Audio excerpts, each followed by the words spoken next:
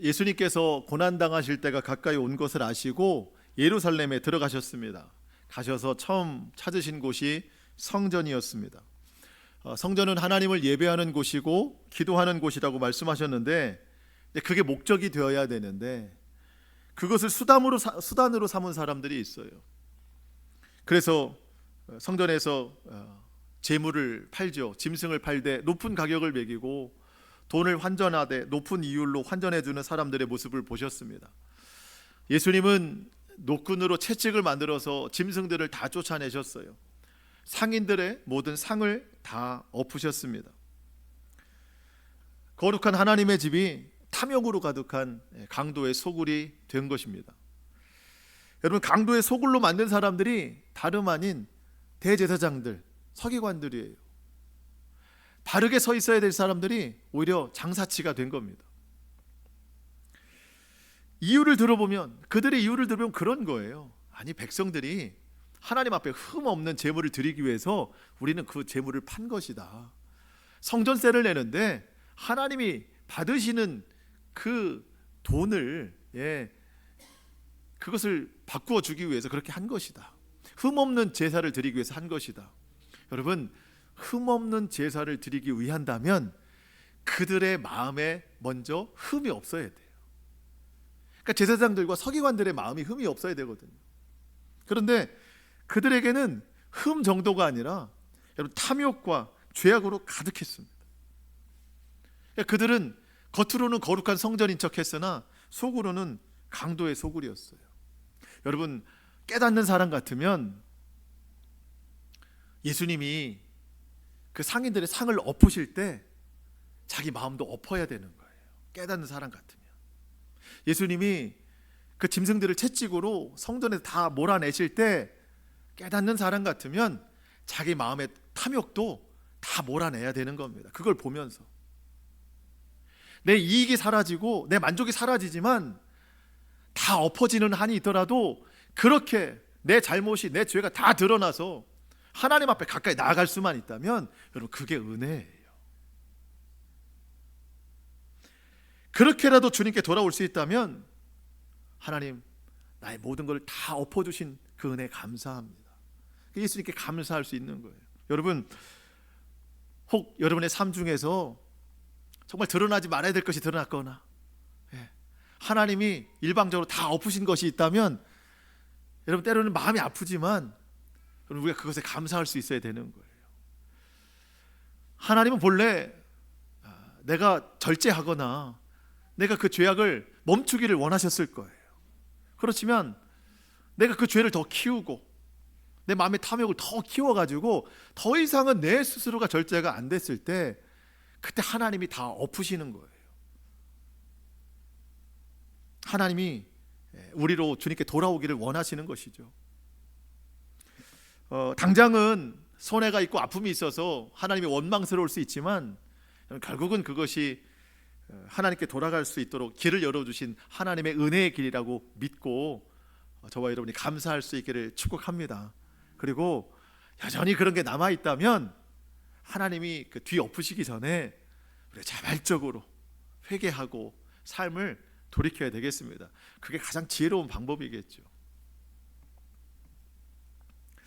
그 예수님이 그렇게 다 둘러 엎으시고 또 내쫓으셨는데 깨닫지 못한 자들, 이들이 예수님 앞에 아주 혈기로 가득한 질문을 합니다. 그게 오늘 본문의 시작이에요. 여러분, 23절 말씀, 예수께서 성전에 들어가 가르치실새 대제사장들과 백성의 장로들이 나와 이르되 내가 무슨 권위로 이런 일을 하느냐, 또 누가 이런 권위를 주었느냐, 왜 이런 일을 하느냐 예수님께 묻는 거예요. 이런 일이 뭐죠? 그러니까 말씀드린 것처럼 성전에서 짐승을 다 내쫓고 상을 뒤엎은 일, 또 한 가지는 지금 읽은 23절 상반절에 보면 백성들을 가르치실세, 왜 어떤 권위로 당신이 지금 백성들을 가르치고 있습니까? 가르치는 거는 바리새인들이나 서기관들이 해야 될 일인데 누가 허락해서 그런 걸 하는 겁니까? 여러분, 이 말 뜻은 뭐예요? 성전에서 일어나는 모든 권위는 자기에게 있다는 거예요. 대제사장에게. 모든 권한이 서기관들에게 있다는 거예요.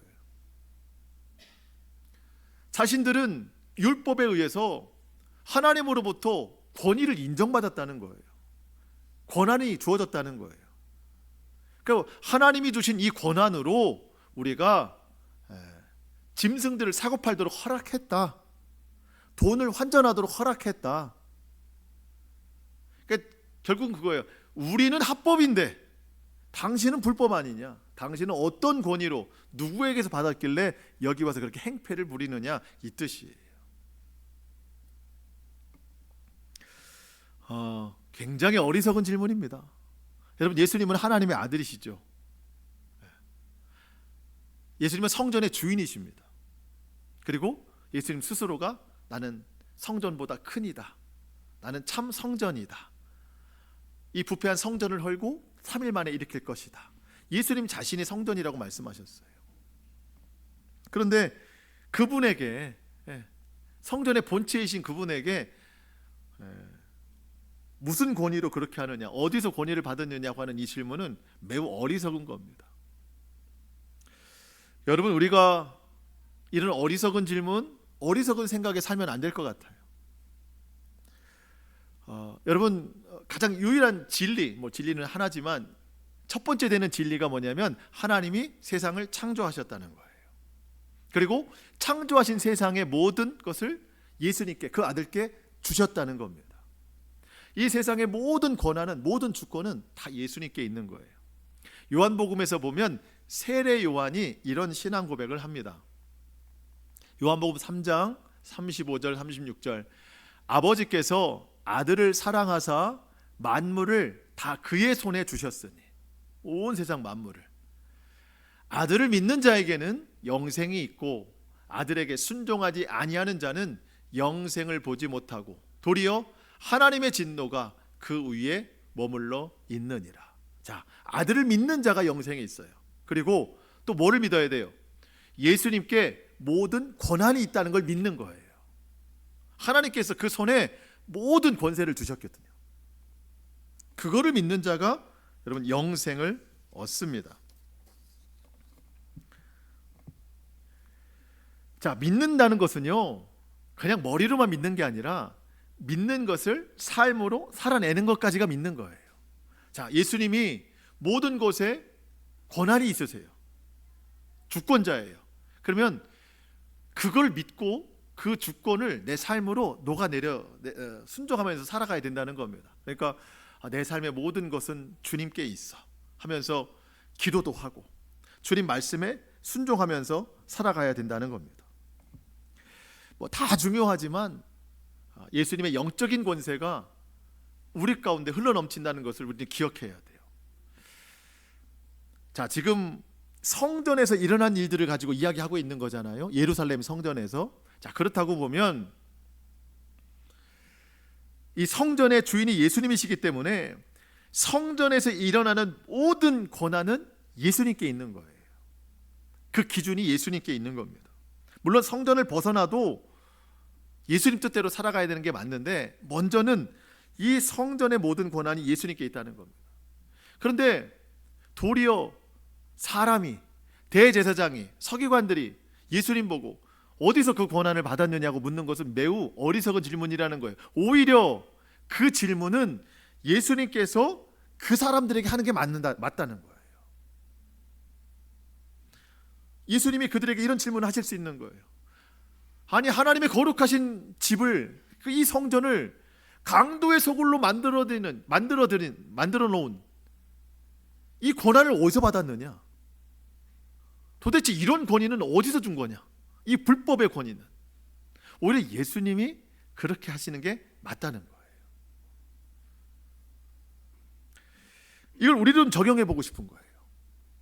여러분, 오늘 우리가 예배를 드리고 성전에 나오고 신앙생활하고 이 모든 권한이 내게 있지 않습니다.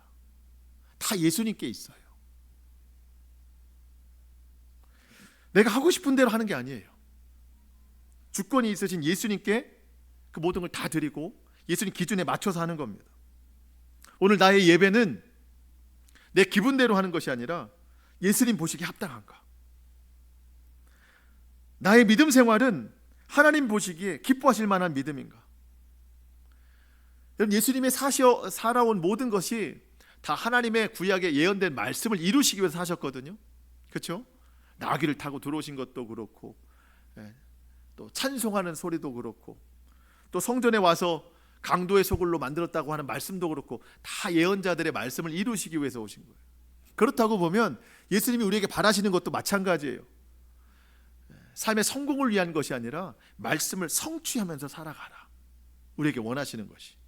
자, 그 기준에 내가 합당하게 살아가고 있는가?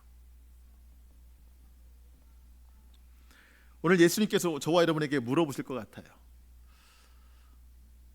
신앙생활의 권위가 누구에게 있느냐? 그 권한이 누구에게 있느냐? 왜 영적 생활의 기준이 너에게 있느냐라고 우리에게 물어보실 것 같은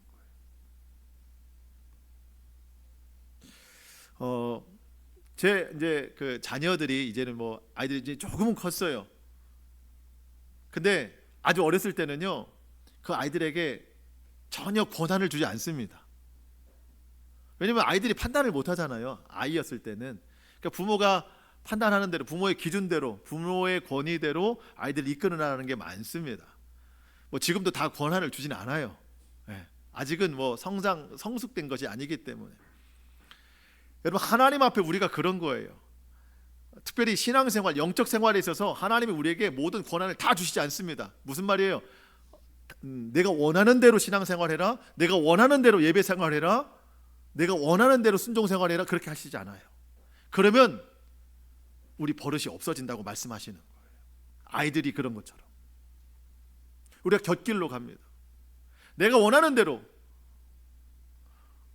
내가 편한 대로 예배드리고, 될 때는 하고 안 될 때는 안 하고, 말씀도 듣기 좋으면 듣고, 듣기가 거북하면 안 듣고, 권한이 다 나에게 있으면 우리 믿음 절대 성장하지 않아요. 누가 그런 권한을 줬느냐? 주님이 말씀하신다는 거죠. 우리의 영적 모든 신앙생활은 그 권한이 다 주님께 있습니다. 그 기준이 다 하나님의 말씀에 있어요. 우리 그 말씀에 기준 삼아서 우리의 신앙생활, 예배생활을 잘 해나가야 된다는 겁니다. 그게 맞는 답이에요. 영적 생활뿐만 아니라 우리의 모든 삶과 또 가정의 주권도 다 예수님께 있음을 믿고, 정말 하나님이 기뻐하시는 그런 삶을 살아내는 우리 모두가 되기를 축복합니다. 이 대제사장들과 장로들이 두 가지 질문을 했잖아요. 무슨 권한이냐? 누가 주었느냐? 예수님은 대답하시지 아니하시고 또 다른 질문으로 그 답을 완성하십니다. 24절, 예수께서 대답하시되 나도 한 말을 너희에게 물으리니 너희가 대답하면 나도 무슨 권위로 이런 일을 하는지 이르리라. 요한의 세례가 어디로부터 왔느냐? 하늘로부터냐? 사람으로부터냐? 그들이 서로 의논하여 이르되 만일 하나님으로부터라면 어찌하여 그를 믿지 아니하였느냐 할 것이요, 만일 사람으로부터라고 하면 모든 사람이 요한을 선지자로 여기니 백성이 무섭다 하여. 예수님이 물어보십니다. 세례 요한 하나님이 보내셨냐, 아니면 사람들이 그냥 추종하는, 마치 이단처럼 그냥 사람들에게 그냥 인정받는 사람이냐 물어보는 거예요. 사람들이 서로 의논한다고 그랬어요. 해결되지 않는 문제이기 때문에 그렇습니다. 세례 요한의 사역을 인정하자니, 하나님이 보내셨다고 인정하자니 걸리는 게 너무 많아요. 왜냐하면 세례 요한은 이 상태에서는, 이 시점에서는 이미 죽은 거예요. 죽었습니다. 그 헤롯 대왕 때문에. 근데 세례 요한이 죽을 때 이 종교 지도자들이 아무런 손을 쓰지 않았어요. 감정이 있어가지고. 왜 그랬을까요? 세례 요한이 이 바리새인들, 대제사장들, 서기관들 볼 때마다 항상 하는 말이 폭언. 독사의 자식들아, 독사의 자식들아. 아니, 그런 말을 들어본 적이 없는 사람들이거든요. 항상 거룩한 척 살아와서 사람들로 칭찬받았지 독사의 자식들이라고 들은 말은 들어본 적이 없는데, 세례 요한은 만날 때마다 그러는 거예요. 근데 그 말이 듣기에는 거북한데 찔림이 있는 거예요.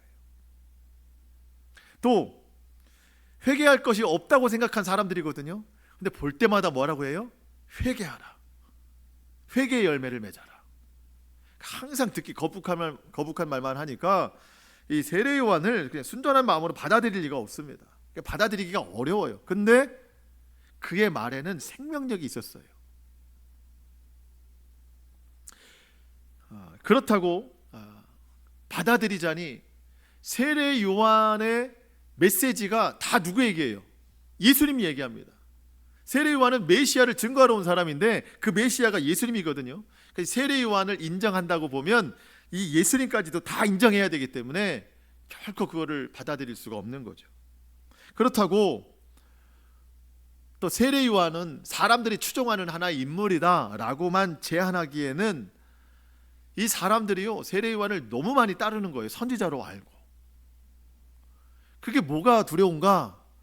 이 대제사장들과 서기관들은 오늘날로 말하면 팬심을 먹고 사는 사람들입니다. 그러니까 연예인들 팬들이 있잖아요. 그 막 성원하는, 응원하는, 열광하는 그게 그들에게 막 양식이거든요. 이 사람들도 그거예요. 팬들의 높임, 백성들의 칭찬, 사람들의 인정, 이것으로 늘 허기를 채우는 사람들입니다. 근데 그들이 좋아하는 것에 대해서 부정하면 돌아서거든요. 더 이상 자기들에 대해서 칭찬과 인정해 줄 사람들이 없으면 그거를 채울 길이 없거든요. 그래서 그 백성들이 무섭다. 정말 무서워서 그런 게 아니에요.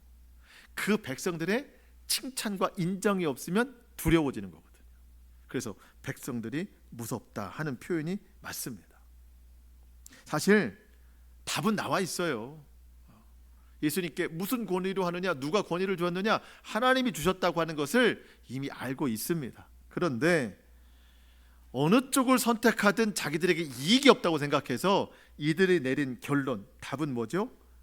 알지 못하노라. 27절. 예수께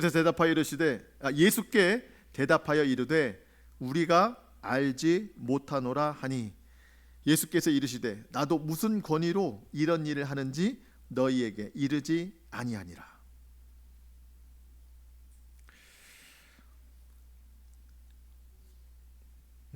여러분, 우리가 혹시 이런 대답하고 있지 않을까 좀 염려가 됩니다.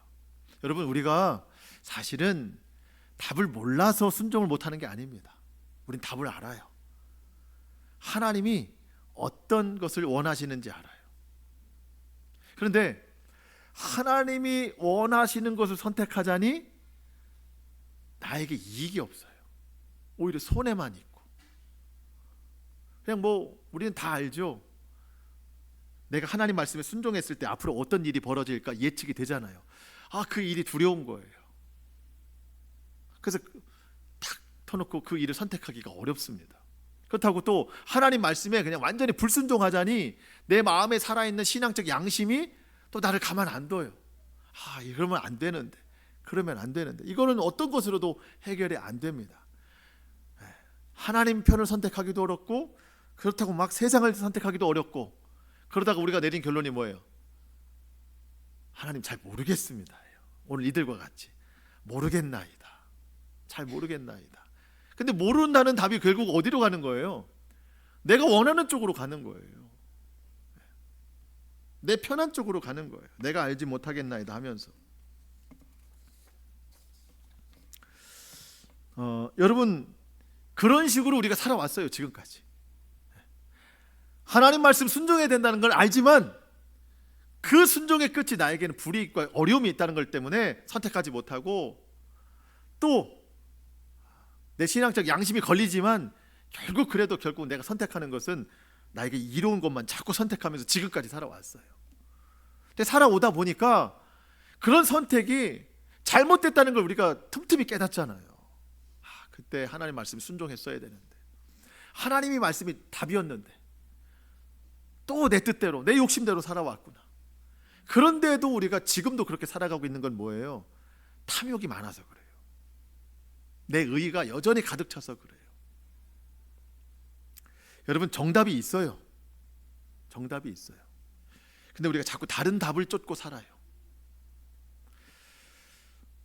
여러분, 다른 답을 찾지 말고 바른 답, 오직 하나의 답, 하나님의 말씀, 그 진리에 순종하면서 살아가는 저와 여러분 될 수 있기를 축복합니다. 그것이 우리 인생을 만들어가는 거예요.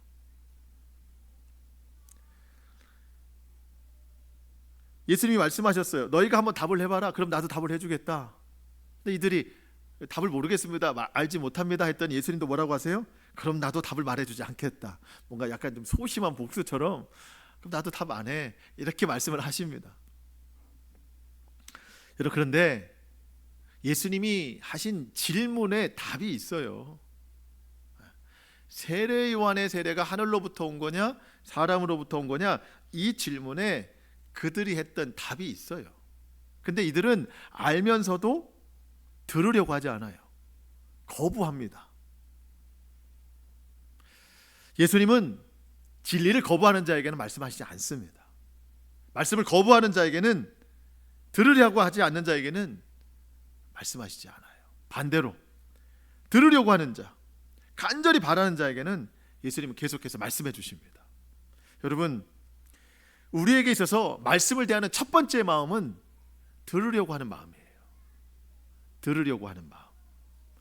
우리는 가끔 그래요. 말씀이 너무 어렵습니다. 이해가 안 됩니다. 여러분, 처음부터 그럴 수 없어요. 처음에는 마음을 열고 듣고자 하는 마음이 있어야 돼요. 듣다 보면 알게 되고, 알게 되면 깨닫게 되는 것이죠. 근데 우리가 처음부터 먼 발치, 이해의 상황과 알고자 하는 상황까지 가면 첫 발 내딛기가 어렵거든요. 여러분, 우리의 마음을 열고 귀를 열어서 듣고자 하는 마음으로 말씀 생활의 시작이 있기를 축복합니다. 예수님께서는 이들의 마음이 듣고자 함이 없고 완악하지만 그래도 긍휼한 마음으로 그들이 좀 깨닫고 회개하기를 바라는 마음에 한 가지 비유를 말씀해 주시거든요. 아버지에게 두 아들이 있는데 밭에 가서 일을 좀 해라 할 때 첫째 아들과 둘째 아들의 반응입니다. 제가 28절로 31절 상반절 읽어볼 건데요. 여러분은 첫째 아들인지 둘째 아들인지, 여기에 나와 있지 않지만 셋째 아들인지 한번 좀 판단해 보시면 좋을 것 같아요. 28절. 그러나 너희 생각에는 어떠하냐? 어떤 사람에게 두 아들이 있는데 맏아들에게 가서 이르되 오늘 포도원에 가서 일하라 하니 대답하여 이르되 아버지 가겠나이다 하더니 가지 아니하고, 둘째 아들에게 가서 또 그와 같이 말하니 대답하여 이르되 실소이다 하였다가 그 후에 뉘우치고 갔으니 그 둘 중에 누가 아버지의 뜻대로 하였느냐? 이르되 누구예요? 둘째 아들이니이다. 자, 여러분은 첫째 아들 같아요? 둘째 아들 같아요? 저는 셋째 아들이에요. 실소이다 하고 정말 안 가요. 실소이다 하고 정말 안 가요. 둘째 아들은 실소이다 하고 나중에 갔잖아요. 근데 저는 실소이다 하고 잘 안 가는 것 같아요. 오늘 성경에 나와 있지 않지만 많은 성도들이 셋째 아들이 되지 않을까. 가겠습니다 하고 안 간 큰아들, 싫습니다 하고 나중에는 뉘우치고 간 둘째 아들. 누가 아버지 뜻대로 했느냐? 둘째 아들이니이다. 이들이 대답은 잘해요. 예수님 말할 때 그 첫째 아들이 누군가? 바로 이들이라는 거예요. 대제사장들, 서기관들. 이들은 대답은 잘합니다. 왜? 아는 게 많아서. 율법에 능통한 자들. 율법을 지식으로는 다 알아요. 하나님의 말씀도 다 알아요. 하나님 뭐라고 말씀하시면 대답도 잘해요. 근데 뭐가 없어요? 행함이 없어요. 대답만 하고 포도원에 가지 않아요. 율법을 다 알아요.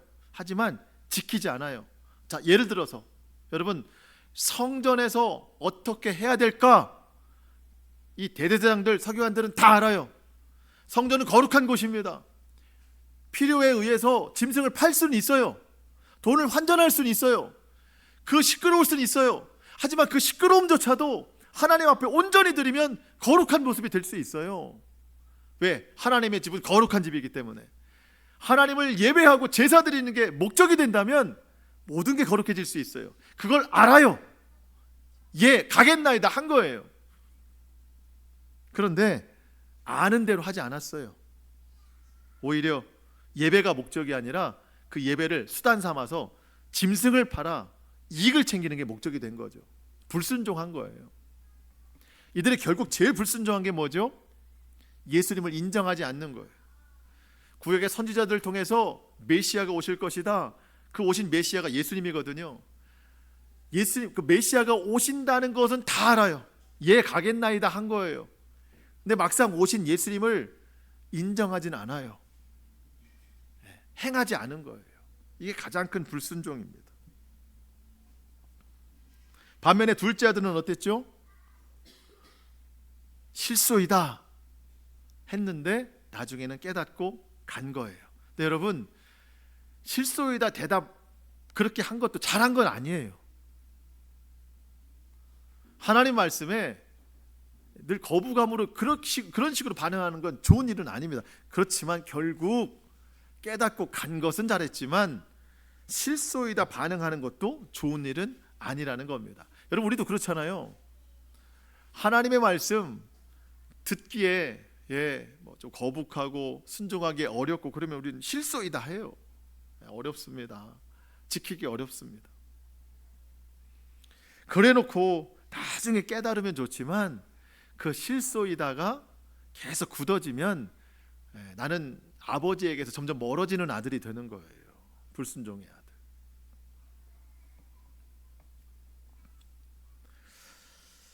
우리는 하나님 앞에 예라고 대답하는 훈련도 필요하고 또 그 대답에 맞게 삶에서 순종하는 훈련도 필요하다는 겁니다. 자, 이 둘째 아들은 그럼 누구인가? 예수님 말씀하시는 겁니다. 31절 하반절. 내가 진실로 너에게 이르노니 세리들과 창녀들이 너보다 먼저 하나님의 나라에 들어가리라. 이들은 죄인이에요. 세리와 창녀들은 율법을 어긴 사람들입니다. 그런데 이들이 하나님의 나라에 먼저 들어간대요. 이유가 뭐죠? 32절. 요한이 의의 도로 너희에게 왔거늘, 의를 가르치기 위해서 왔는데 너희는 그를 믿지 아니하였으되 세리와 창녀는 믿었다. 그러니까 세리요한이 선포한 회개하라, 천국이 가까이 왔느니라, 이 말을 믿고 세리와 창기들은 진짜 회개했어요. 그리고 하나님 나라를 믿었어요. 그러니까 이들은 구원받는 거죠. 그렇지만 너희는 이것을 보고도 끝내 뉘우쳐 믿지 아니하였도다. 적용해보면서 말씀을 좀 마치려고 하는데요. 오늘 나는 주님이 포도원에 가라, 포도원에 가서 일하라 말씀하실 때 나는 어떤 반응하는 사람인가? 이 포도원은 이 세상입니다. 이 세상에 하나님의 일, 하나님 말씀에 순종하는 일들을 가지고 가서 일해봐라 할 때 나는 첫째 아들인가, 둘째 아들인가, 아니면 오늘 나오지는 않지만 셋째 아들인가? 여러분, 우리는 하나님께서 말씀하실 때 듣고자 하는 마음으로 우리 마음에 아멘 그렇게 결단하는 마음이 있어야 됩니다. 입술로 선포해야 됩니다. 결단하되, 여러분, 결단으로만 끝나면 안 돼요. 저도 그래요.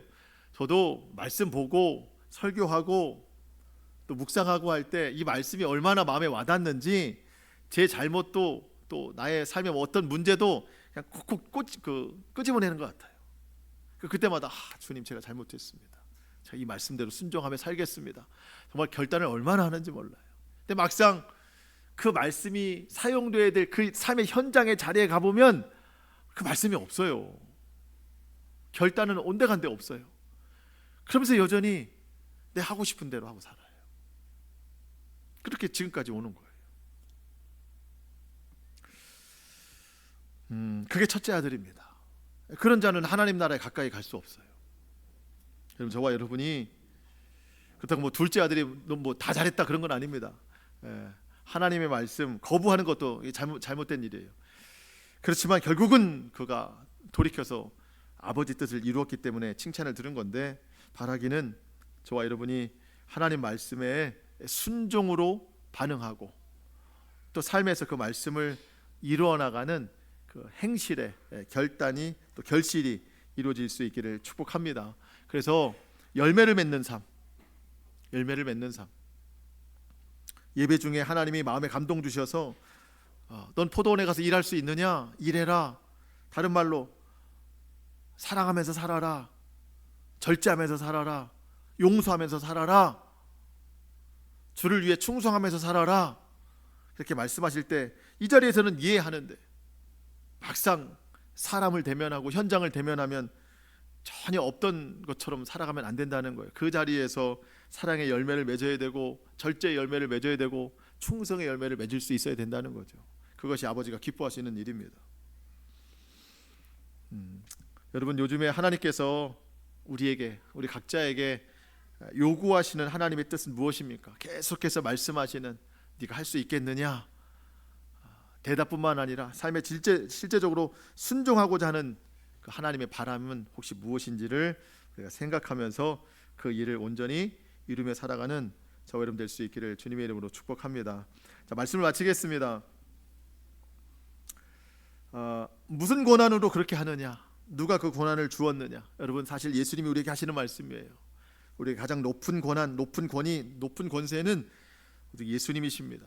예수님만이 나의 유일한 통치자가 되십니다. 그 예수님 앞에서 늘 겸손하게 또 온유한 마음으로 순종하며 살아가는 저와 여러분 될 수 있기를 축복합니다. 믿음과 세상 사이에서 자꾸 눈치 보지 말고, 하나님이 기뻐하시는 일을 하자니 내게 이익이 없고, 또 세상으로 완전히 치우치자니 영적으로 마음 아프고, 그런 눈치 보지 말고 이미 주신 정답이 있어요. 그 하나님의 말씀 기억하면서 그 뜻대로 순종하며 살아가는 우리 모두가 되기를 바랍니다. 그렇게 하나님이 기뻐하시는 삶에 우리 주님께서 놀라운 은혜와 축복을 더하여 주실 줄로 믿습니다. 아멘. 자, 우리 함께 기도하시겠습니다.